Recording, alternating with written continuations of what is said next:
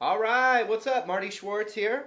I'm going to talk about blues chords for you. All right, so we're going to play just kind of a standard 12-bar blues using two chord voicings, meaning I get questions about chords, and I really when I get together with a student, they're always like, they show me this book, here's this chord book I got. I open it up and it's 1,000 pages of like these crazy chords all over the place, and they just think that they have to like just go through every single one, right? Really bad idea and really bad way to do it. Actually, a good idea if you want to give up guitar because it can be very discouraging. So what I'm going to do is we're going to just talk about two chord shapes, and I'm going to show you them very meticulously, and then we're going to play through a nice kind of slow 12-bar blues with them.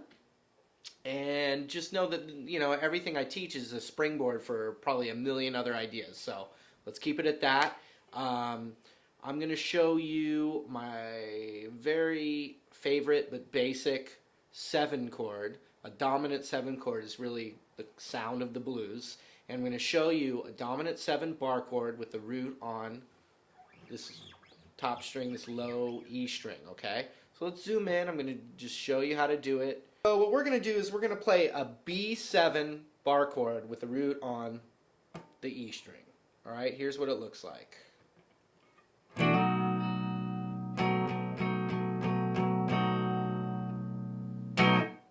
Some of you may know it, but if you don't, or even if you do, I'm sure you'll still get something out of this. So here's what we're going to do.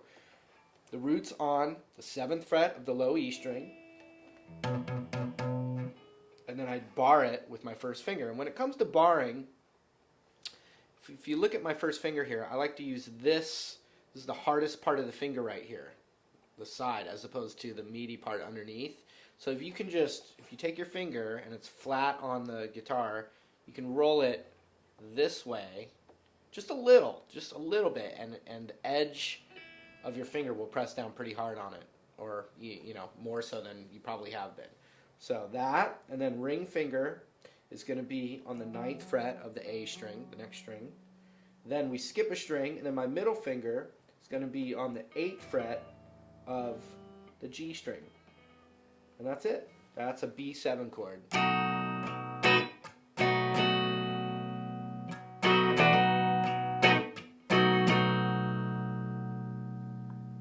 Hold on. And if you know that chord, and it's easy for you, then try this. With the bar, take these two fingers and hammer them on after you strum it, and you get a real nice bluesy sound.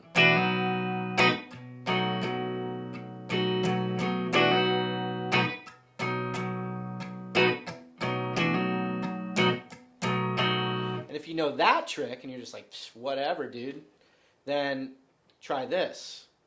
Barring the D, G, and B string, then hammering that on.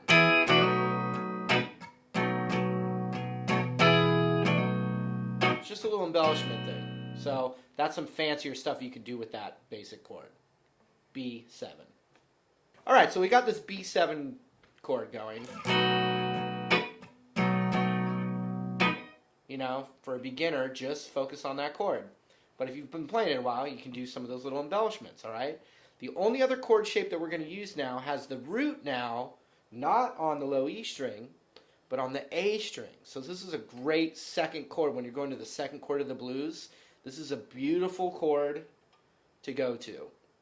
Instead of, a lot of people might go to E7.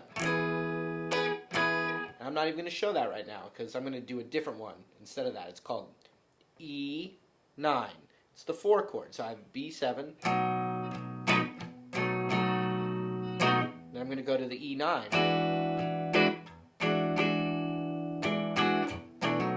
Back to the B7. Okay, so let me show you that E9 chord. Here's what we do. The root of the chord, meaning, the letter note that we get the chord's name from, is the 7th fret of the A string, and my middle finger goes there.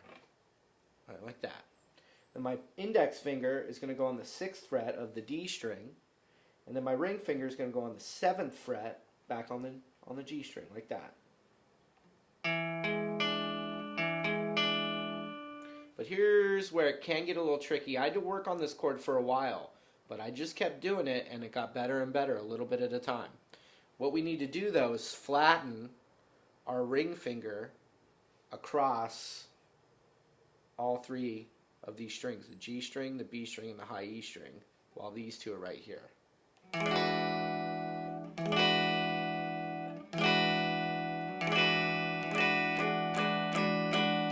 And so if you're on a desert island and you're into like, blues and funk and stuff like that, and you could only take one chord with you, this would be the one, I think.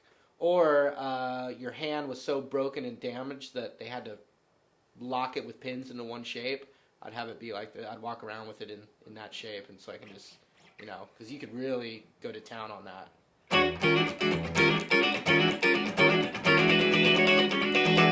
Okay, so that's the chord. You're going to have to work at it. If you're a beginner and you've never played it before, you're going to just have to plug it in. And I don't, I've taught this to people, and right away they say, "Oh, I can't do it. It's too hard." That's something that I discourage. I'd rather have you say, "Oh, that's definitely challenging, but I'm just going to keep throwing my hands on there a little bit at a time, even if it sounds kind of bad at first. I got to keep going for it. It's the only way I'll get it is if I actually try it." All right? Hello. Now, once again, I am Marty Schwartz. Don't forget to promote your new DVDs.